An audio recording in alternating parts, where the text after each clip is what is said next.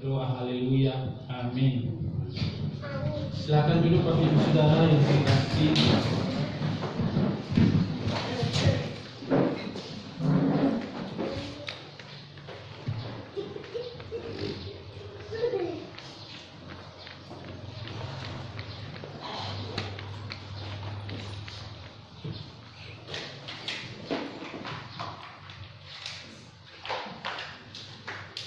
Salam. Salam. Puji nama Tuhan, di pagi hari ini Tuhan boleh memberkati kita sehingga kita boleh hadir kembali di rumah Tuhan untuk beribadah, memuji dan memuliakan namanya. Dan pada pagi hari ini temanya cukup menarik untuk kita renungkan bersama-sama, yaitu kasih yang mula-mula. Terlebih dahulu kita akan membaca bagian firman Tuhan yang menjadi renungan kita pada pagi hari ini. Kita buka dalam Wahyu pasal 2 ayat 1 sampai ayatnya yang ke-7.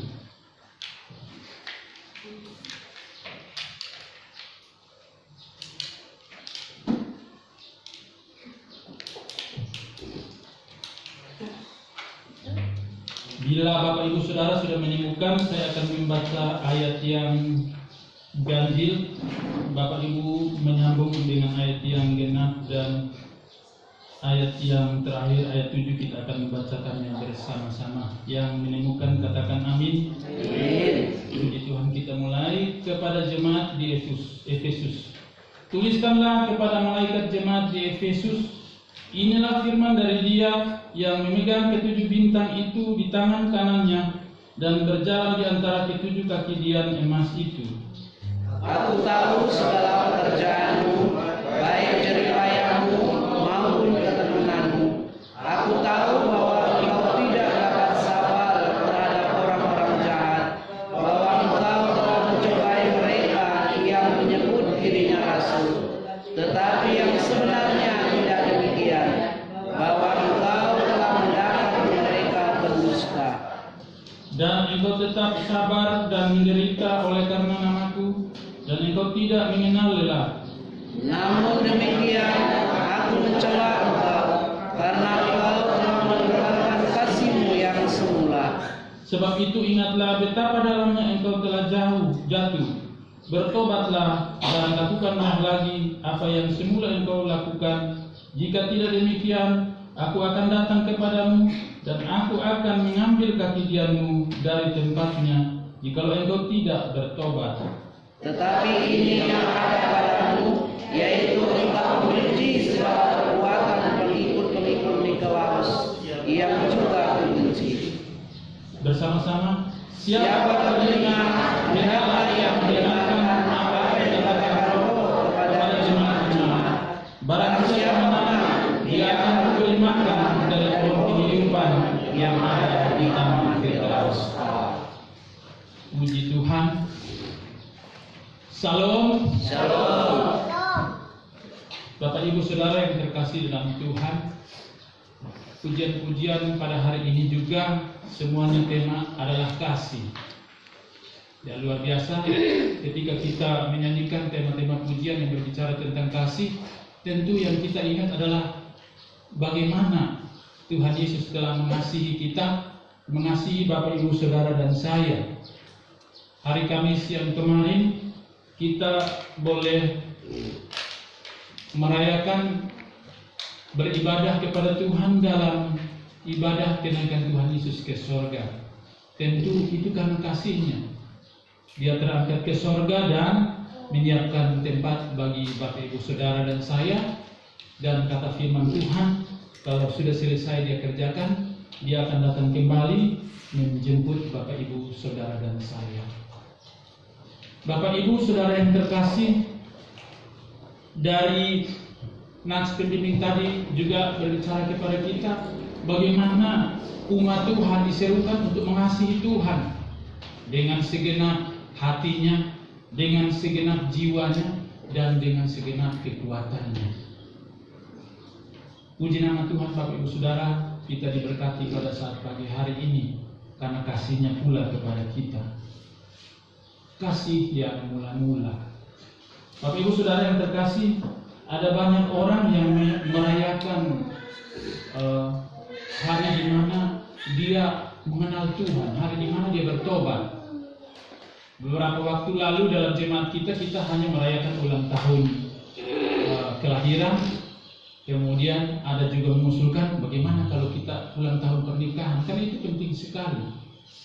Dan ada yang pernah saya dengar merayakan ulang tahun pertobatan. Betul ini sungguh. Mungkin Bapak Ibu kalau tidak mendengar, cari. Ya. Tapi saya mau katakan kepada kita Bapak Ibu Saudara yang terkasih, adakah kita ingat ketika kita berjanji bertobat kepada Tuhan untuk mengasihi? Adakah kita ingat tahun berapa, bulan berapa, ya, tahun berapa atau tanggal berapa? Ya, mungkin 10 tahun yang lalu, 5 tahun yang kemarin yang muda-muda mungkin ya belum sementara merencanakan untuk jatuh cinta, silahkan.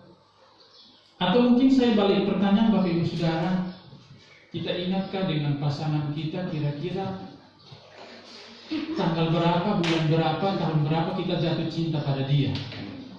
Karena yang sering kita ingat hanya pernikahan. Betul tak? Ya ingat terus, puji Tuhan. Ya, baguslah kalau itu diingat, karena saya pikir itu momen-momen yang betul-betul sangat spesial bagi kita, di mana kita ketemu. Ya, jujur istri saya tanya kira-kira waktu ketemu dengan Bapak suka apa di saya? Saya bilang tidak ada. Terus terang saya bilang begitu dia. Ya, kita cerita tentang awal mula jatuh cinta. Dan Bapak Ibu Saudara yang terkasih, tentunya kepada Tuhan juga demikian. Ketika kita mengenal Tuhan, ketika kita membangun hubungan yang baik dengan Tuhan, maka kasih itu terjalin indah. Nah, kalau kita mau bertanya misalnya di tiang rohani kita, ada yang kemarin koreksi, mengapa bukan iman duluan, mengapa kasih? Ya, saya kira kita sepakat ya, bahwa yang lebih dulu mengasihi kita Tuhan, bukan kita yang duluan mengasihi. Karena kasih Tuhan Yesus kepada kita, Dia memilih kita, Dia menyelamatkan kita, lalu karena kebaikannya kita mulai mengasihi Dia juga. Bapak Ibu Saudara terkasih dalam Tuhan, setelah Tuhan Yesus terangkat ke sorga, maka melalui pelayanan-pelayanan para rasul, disitulah pertumbuhan dan permulaan terbangunnya kekristenan atau munculnya gereja-gereja. Sehingga pada bagian firman yang kita baca ini adalah 7 jemaat di Asia Kecil yang terbangun melalui pelayanan-pelayanan para rasul.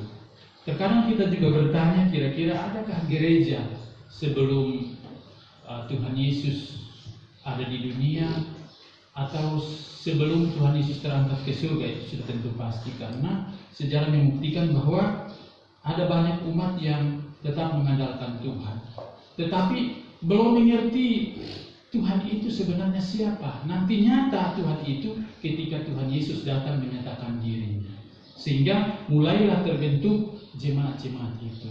Singkat cerita, jemaat mula-mula adalah jemaat yang sungguh mengasihi Tuhan, jemaat yang sungguh membangun relasi yang baik dengan Tuhan, sehingga Tuhan terus memberkati jemaat-jemaat itu sehingga jemaat itu bertumbuh.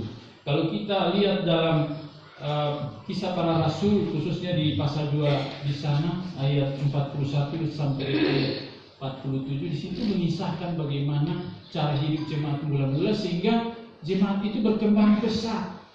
Makin hari Tuhan menambahkan jiwa kepada mereka. Mari Bapak Ibu Saudara kita lihat firman Tuhan kita pada pagi hari ini, di mana pada ayat 20 pasal 1 itu di sana berbicara tentang Tuhan memakai Yohanes untuk menyampaikan isi hatinya kepada 7 jemaat itu. Jadi di sini mungkin sedikit saya menjelaskan tentang ada namanya di ayat 1 itu tentang bintang dan juga tentang kaki dia. Jelas-jelas kalau bicara tentang malaikat jemaat, kita sepakat bahwa itu adalah para pelayan atau para gembala, atau mungkin yang dimaksud dengan rasul lain. Mengapa Yohanes dalam wahyu yang Tuhan berikan kepada dia ditujukan juga kepada para rasul yang lain, karena ternyata penyimpangan juga itu terjadi melalui pengajaran para rasul, sehingga itu juga memisa-misa jemaat pada waktu mereka mau ikut siapa sebenarnya. Sehingga firman Tuhan, kalau kita lihat pada pasal 1 di sana berbicara tentang malaikat-malaikat jemaat, 7 malaikat jemaat, berarti bicara tentang para pelayan Tuhan yang ada di jemaat-jemaat yang dimaksud. Pada pagi hari ini yang kita bahas adalah bagaimana kata Tuhan dalam wahyu yang ditujukan, yang disampaikan melalui Yohanes, yaitu ditujukan secara khusus kepada orang-orang atau jemaat Tuhan yang ada di Efesus. Ya, mungkin sering disampaikan bahwa Efesus ini adalah sebuah kota yang cukup maju, dia kota pelabuhan. Oleh karena itu jemaat Tuhan ada di sana. Ya, pasti ada pengaruhnya. Apalagi yang sangat terkenal di sana ada satu dewa yang disembah oleh orang-orang situ, sehingga ini menjadi tantangan, menjadi pergumulan bagi jemaat yang ada di sana. Mari kita lihat ayat 1, dikatakan, tuliskanlah kepada malaikat jemaat Efesus, inilah firman dari Dia yang memegang ketujuh bintang itu di tangan kanannya dan berjalan di antara ketujuh kaki dian emas itu. Jadi penglihatan sebelumnya Yohanes melihat bagaimana penglihatan yang diberikan kepadanya anak manusia itu berjalan di tengah-tengah apa yang dia lihat dengan rupa yang dia sendiri semuanya tidak sanggup lihat. Tetapi ada kaki dia yang berjalan, jadi dia bisa pindah kemana-mana. Saya juga kalau merenungkan yang dulu-dulu di kampung saya, paling kita hanya pakai lentera. Karena kalau pakai yang kaki dia itu, lampu yang tinggi dan ini biasanya untuk ya orang-orang kerajaan mungkin itu mereka pakai. Jadi ada kaki di sini, bila kakinya 7, baru di atasnya itu ditaruh ya sesuatu anak manusia dulu di situ, dan sehingga dikatakan bahwa bintang atau dia bercahaya memenuhi ruangan itu. Sehingga kalau di ayat selanjutnya dikatakan bahwa Tuhan ingin mengambil kaki dia itu lagi dari umat Tuhan ketika mereka mulai meninggalkan kasih mula-mula, tentu itu umat akan hidup dalam kegelapan. Bapak Ibu Saudara yang terkasih, jadi bintang adalah para pemimpin dalam jemaat dan kaki dian adalah kita Bapak Ibu Saudara. Sama-sama kita bermanfaat dalam jemaat untuk memuliakan Tuhan. Sini ada Bapak Pendeta, ada majelis, dan kita adalah kaki-kaki diannya itu. Sehingga ketika kaki dian itu sudah terangkat daripada kita, dengan apa? Ya, seperti ibarat firman Tuhan yang mengatakan bahwa seperti garam, kalau dia sudah tawar, dengan apa cara lagi untuk dia bisa diasinkan? Bapak Ibu Saudara yang terkasih, saya ingin supaya kita merenungkan lebih dalam lagi. Dikatakan bahwa inilah firman dari Dia yang memegang ketujuh bintang itu di tangan kanannya dan berjalan di antara ketujuh kaki dian emas itu. Ini menunjukkan kepada kita bahwa Tuhan senantiasa hadir di dalam setiap umatnya, di setiap persekutuan, termasuk gereja kita di sini. Tuhan bertakhta di dalamnya. Tuhan berjalan di tengah-tengah kaki dia itu. Tuhan berjalan. Bapak Ibu Saudara, kalau dia berjalan bersama dengan kita, berarti dia melihat apa yang kita lakukan. Dia kontrol kita. Seperti layar, mungkin belakangan ini banyak HP ya. Terkadang juga ada yang momen-momen yang dimana kita tidak siap, kemudian gambar atau terambillah gambar kita menjadi momen yang lucu, momen yang juga terkesan. Ya. Tanpa kita sadari, ada yang rekam, misalnya rekaman Bapak Pendeta ini, waktu kita masuk kita tidak tahu bagaimana nanti ketika Bapak Pendeta masuk ke dalam YouTube, begini saya, baru kita ternyata ada ada kontrol, ada yang perhatikan. Nah Bapak Ibu Saudara yang dikasihi Tuhan, ternyata Tuhan yang kita kasih, Tuhan yang sayang kepada kita, Dia juga senantiasa mengontrol kita.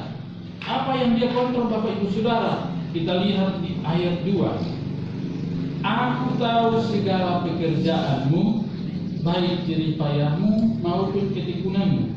Aku tahu bahwa engkau tidak dapat sabar terhadap orang-orang jahat, bahwa engkau telah mencobai mereka yang menyebut dirinya rasul, tetapi yang sebenarnya tidak demikian, bahwa engkau telah mendapati mereka pendusta. Sebenarnya ini adalah satu pujian Tuhan yang disampaikan melalui Yohanes kepada umatnya.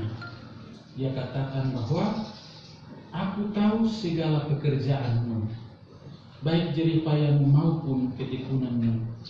Aku tahu bahwa engkau tidak dapat sabar terhadap orang-orang jahat, bahwa engkau telah mencobai mereka yang menyebut dirinya rasul, tapi yang sebenarnya tidak demikian. Jadi Bapak Ibu Saudara, kita adalah orang-orang yang telah membangun kasih kepada Tuhan. Intinya tanpa Tuhan hidup kita pasti sia-sia. Lalu Tuhan berkata bahwa Dia kontrol pekerjaan kita. Bapak Ibu Saudara yang terkasih, apa yang hari-hari ini kita kerjakan?